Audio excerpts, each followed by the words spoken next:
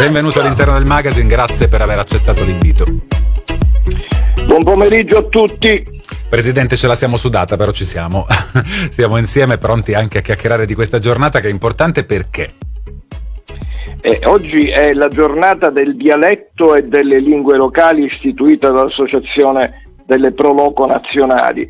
È una giornata importante perché i dialetti, che però noi preferiamo chiamare lingue regionali, come si chiamano in tutto il mondo, purtroppo soltanto in Italia vengono chiamati dialetti, sono delle lingue che contengono un sapere, una cultura, un patrimonio immateriale che è di tutta l'umanità. Ogni 2 settimane nel mondo si estingue una lingua e con essa si perde tutto il patrimonio che questa lingua porta con sé. Quindi è molto importante promuovere le lingue locali, le lingue minoritarie, le lingue regionali.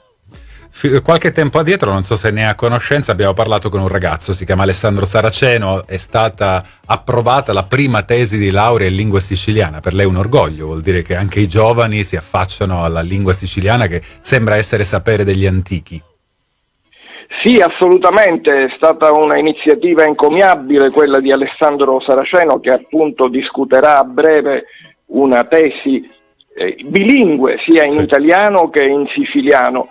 Non è vero che non c'è attenzione da parte dei giovani verso la lingua siciliana, tutt'altro. Il problema è un altro: molti giovani non la sanno parlare e sicuramente non la sanno scrivere, perché purtroppo si fa veramente poco a livello istituzionale affinché questa trasmissione della nostra lingua materna, che è stata nostra lingua materna dei nostri padri, dei nostri nonni, dei nostri avi per secoli e secoli, e purtroppo non viene più né trasmessa nelle famiglie, non si fa nulla per incentivare la trasmissione di questa lingua e purtroppo non si insegna neppure nelle scuole, nonostante la legge regionale del 2011. Quindi è una situazione molto particolare ed è tutta italiana, perché in tutto il mondo, in tutta Europa si cerca di tutelare con interventi anche da parte della classe politica le lingue regionali. L'UNESCO stimola tutti gli stati del mondo a fare qualcosa.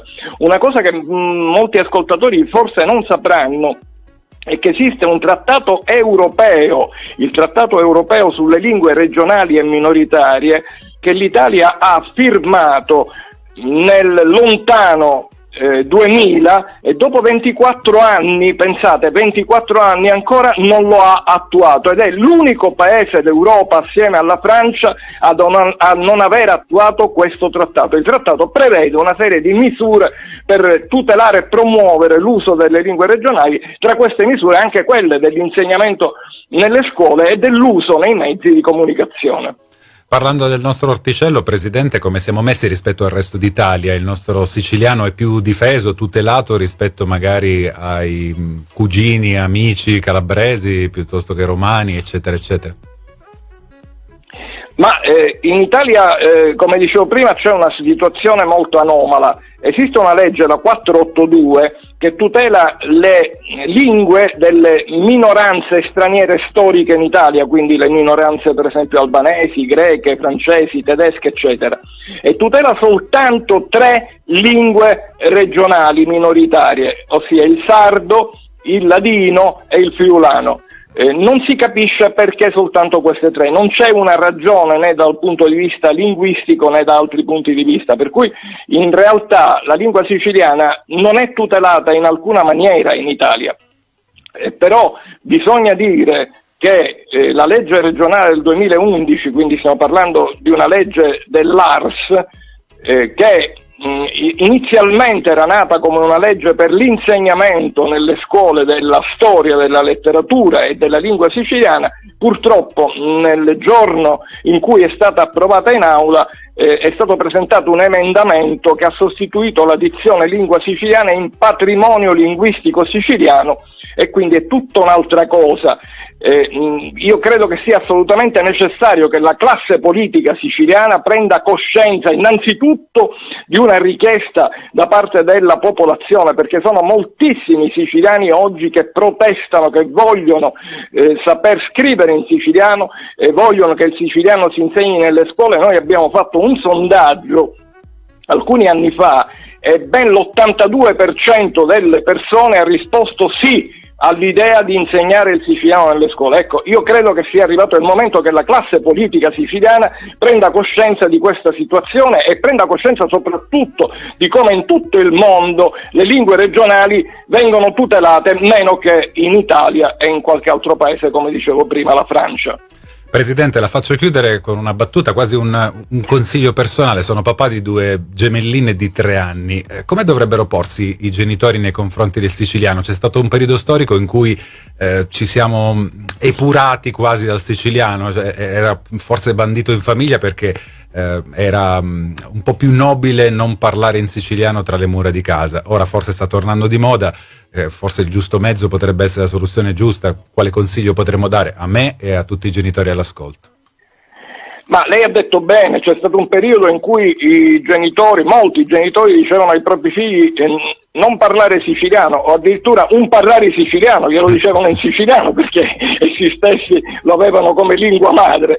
Ecco, c'erano anche delle ragioni in parte perché ai tempi chi parlava soltanto il siciliano era una persona che non aveva studiato, non aveva un'altra forma di comunicazione linguistica perché non aveva studiato. Oggi è tutto diversa la situazione, oggi tutti sono scolarizzati, per cui parlare in siciliano non è segno di ignoranza. Il consiglio che posso dare a tutti i genitori è di iniziare sin da piccoli a parlare in casa e a parlare ai loro figli tanto in italiano, perché ovviamente non dobbiamo perdere la lingua italiana anche come lingua madre, ma anche il siciliano in una situazione di bilinguismo. Tra l'altro le ultime scoperte scientifiche degli ultimi 40 anni ci dicono che crescere un bambino in una situazione di bilinguismo è una cosa ottima, perché il cervello si struttura in una maniera migliore rispetto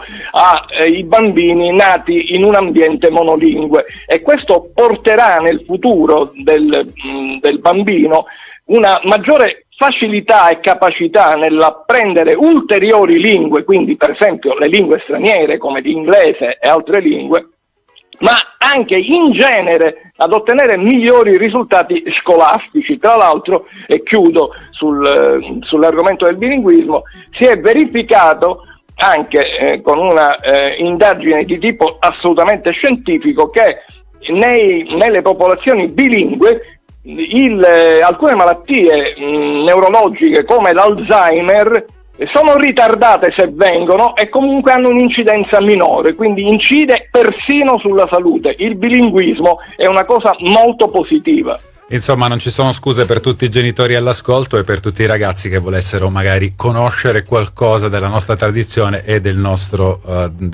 dialetto. Grazie davvero, Presidente, buon lavoro e buona festa.